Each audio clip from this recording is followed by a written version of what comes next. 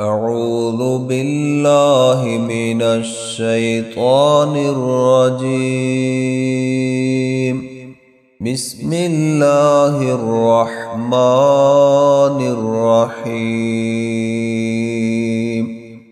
فلا أقسم بمواقع النجوم وإنه لقسم لو تعلمون عظيم.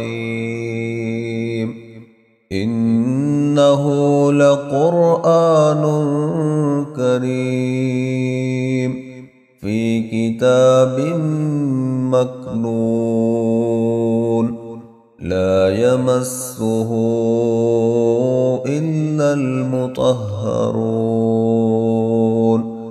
تنزيل من رب العالمين.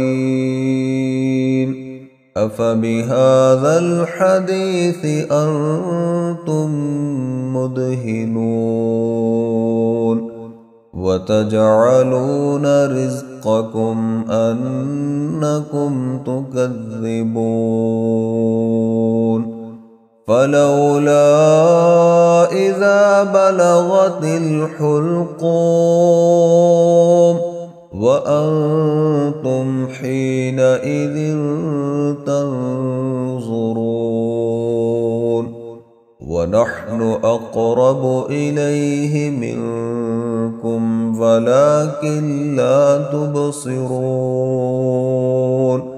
فلولا إن كنتم غير مدينين ترجعونها إن كنتم صادقين. فأما إن كان من المقربين فروح وريحان وجنة نعيم. وأما إن كان من أصحاب اليمين فسلام لك من أصحاب اليمين. وأما إن كان من المكذبين الضالين